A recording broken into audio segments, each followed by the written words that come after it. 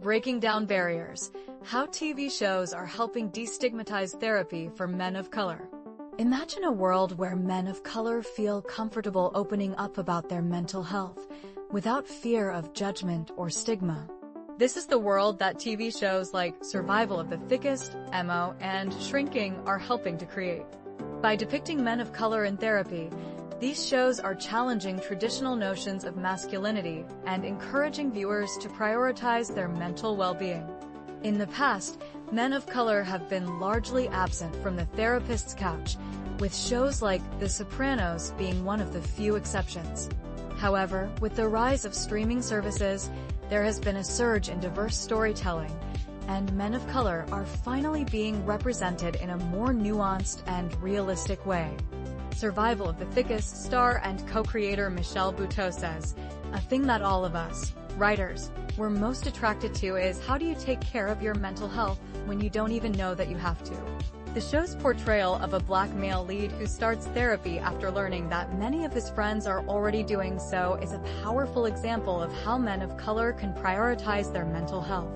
Similarly, Mo creator and star Mo Amer's experience with his brother, who has multiple disabilities, shaped the depiction of Samir, Mo's older brother who receives an autism diagnosis.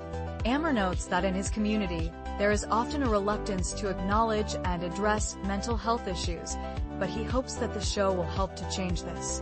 Meanwhile, in Shrinking, Sean, a veteran with PTSD, continues treatment despite an emotional blow-up with his estranged father, who downplays the impacts of his therapy. Actor Luke Tenney credits writer Bill Posley with bringing a nuanced perspective to the character, saying, "We see Sean get excited, or even begin to lean on his therapy as a way to give him more choices than the ones he had before." These portrayals are especially important given the historical context. Between 2010 and 2013, white men with daily feelings of anxiety and depression were up to 2 times as likely to talk to a medical professional than Black and Hispanic men, according to the CDC.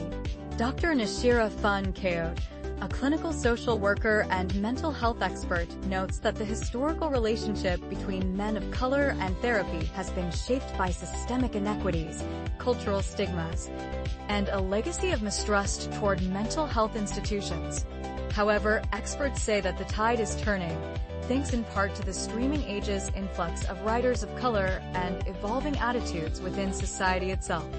Stephanie Troutman Robbins, head of the Gender and Women's Studies Department at the University of Arizona, notes that many adults today were brought into contact with mental health professionals as children, which has helped to demystify the process. The impact of these TV shows cannot be overstated. Research published in 2016 by the American Psychological Association found that portrayals of therapy decrease stigma around mental health. And with more men of color being represented in therapy, experts hope that this will encourage others to follow suit. As we move forward, it's essential to continue to prioritize diverse storytelling and representation in media. By doing so, we can help to break down barriers and create a world where men of color feel comfortable seeking help when they need it. The future of mental health depends on it.